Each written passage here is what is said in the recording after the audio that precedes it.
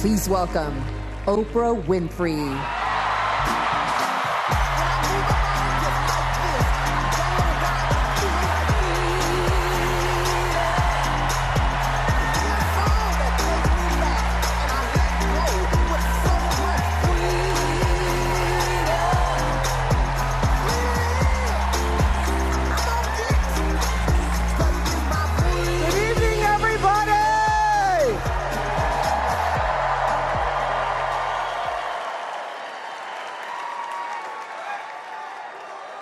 Who says you can't go home again?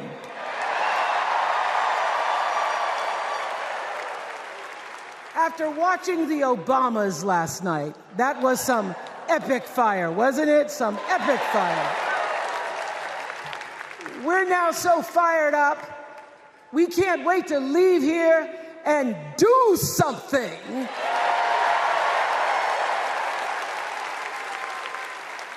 And what we're going to do is elect Kamala Harris as the next president of the United States.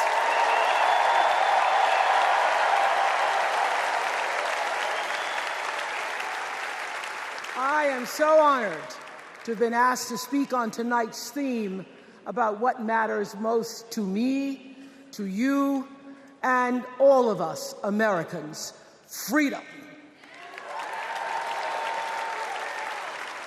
There are people who want you to see our country as a nation of us against them, people who want to scare you, who want to rule you, people who'd have you believe that books are dangerous and assault rifles are safe, that there's a right way to worship and a wrong way to love, people who seek first to divide and then to conquer. But here's the thing. When we stand together, it is impossible to conquer us.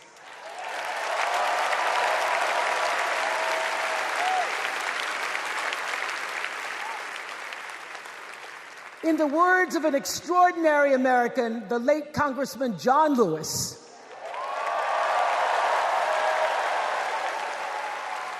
he said, no matter what ship our ancestors arrived on, we are all in the same boat now. Congressman Lewis knew very well how far this country has come because he was one of the brilliant Americans who helped to get us where we are. But he also knew that the work is not done. The work will never be done because freedom isn't free. America is an ongoing project. It requires commitment. It requires being open to the hard work and the heart work of democracy. And every now and then, it requires standing up to life's bullies.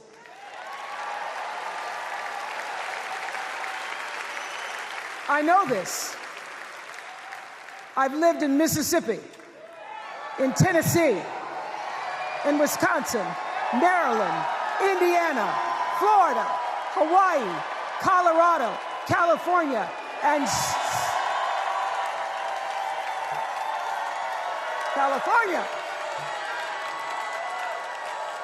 sweet home Chicago, Illinois.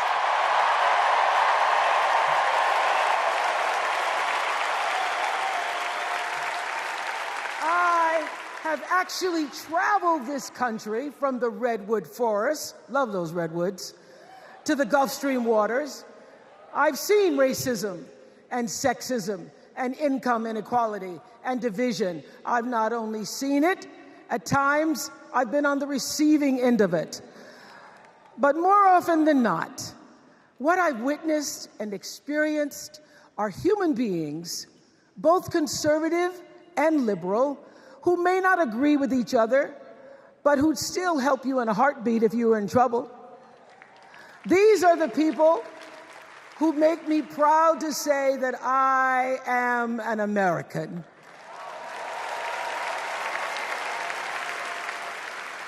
They are the best of America. And despite what some would have you think, we are not so different from our neighbors. When a house is on fire, we don't ask about the homeowner's race or religion. We don't wonder who their partner is or how they voted. No. We just try to do the best we can to save them. And if the place happens to belong to a childless cat lady,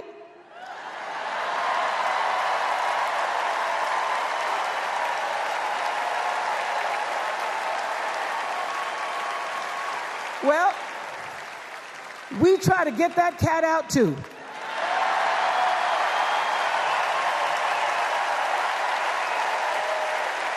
Because we are a country of people who work hard for the money. We wish our brothers and sisters well, and we pray for peace. We know all the old tricks and tropes that are designed to distract us from what actually matters, but we are beyond ridiculous tweets and lies and foolery. These are complicated times, people, and they require adult conversation.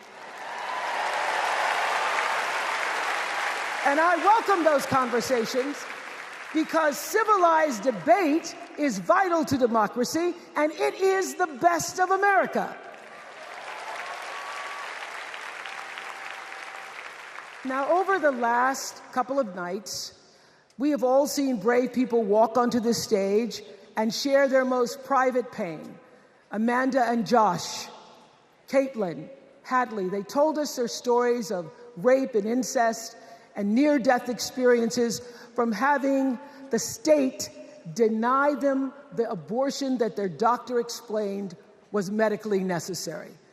And they've told us these things for one reason, and that is to keep what happened to them from happening to anybody else. Because if you do not have autonomy over this,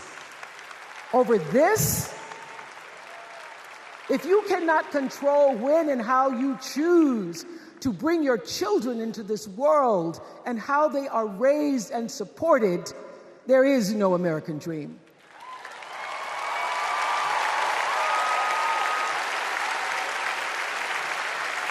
The women and men who are battling to keep us from going back to a time of desperation and shame and stone cold fear, they are the new freedom fighters. And make no mistake, they are the best of America.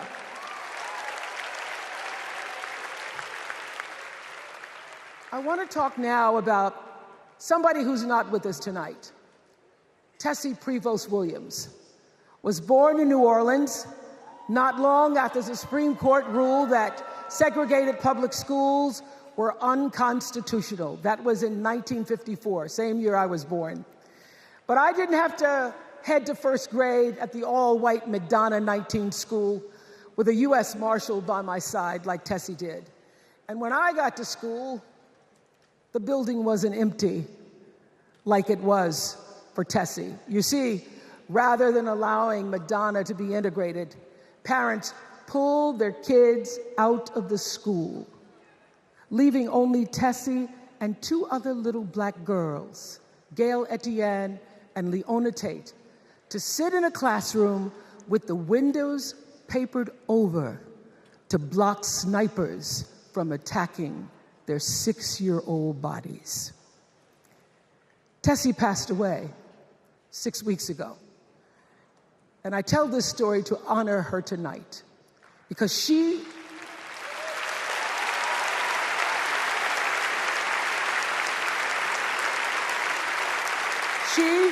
like Ruby Bridges and her friends, Leona and Gail, the New Orleans Four they were called. They broke barriers and they paid dearly for it. But it was the grace and guts and courage of women like Tessie Prevost Williams that paved the way for another young girl who 9 years later became part of the second class to integrate the public schools in Berkeley, California. And it seems to me that at school and at home, somebody did a beautiful job of showing this young girl how to challenge the people at the top and empower the people at the bottom. They showed her how to look at the world and see not just what is, but what can be. They instilled in her a passion for justice and freedom and the glorious fighting spirit necessary to pursue that passion. And soon, and very soon,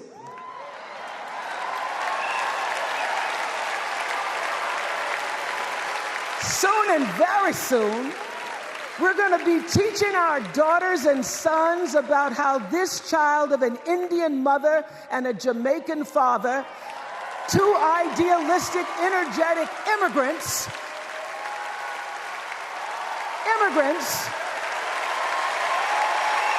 how this child grew up to become the 47th president of the United States.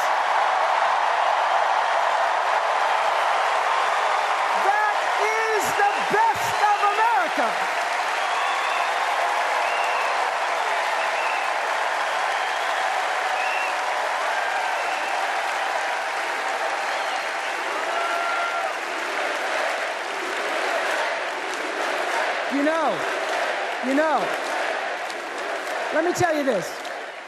This election isn't about us and them. It's about you and me and what we want our futures to look like.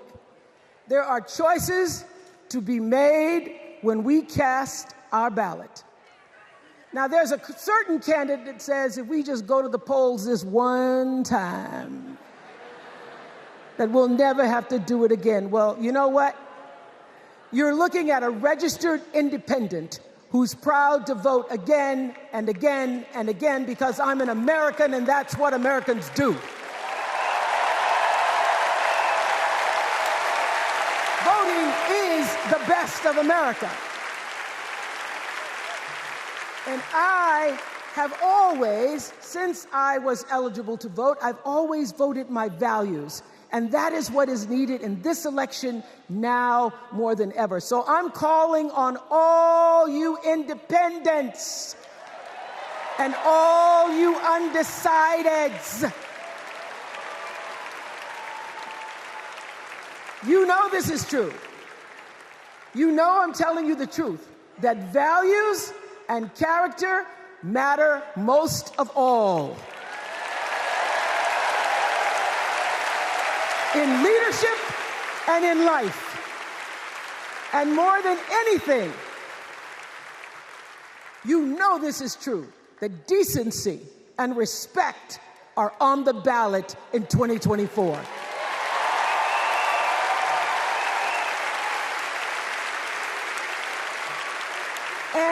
And just plain common sense.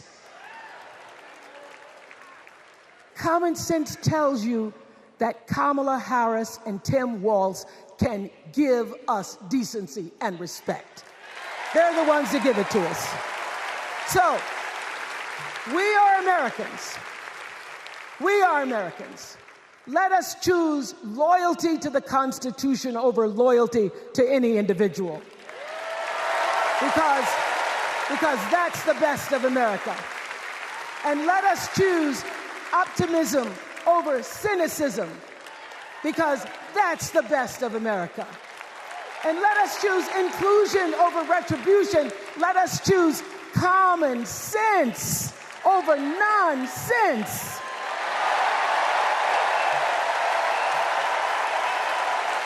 Because that's the best of America. And let us choose the sweet promise of tomorrow over the bitter return to yesterday. We won't go back.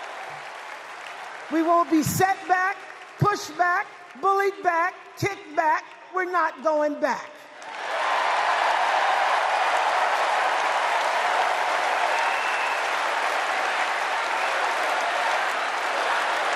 Not going back. We're not going back. So, let us choose. Let us choose truth. Let us choose honor. And let us choose joy.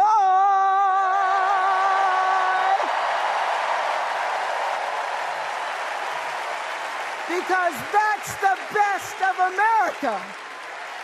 But more than anything else, let us choose freedom. Why? Because that's the best of America. We're all Americans, and together, let's all choose Kamala Harris.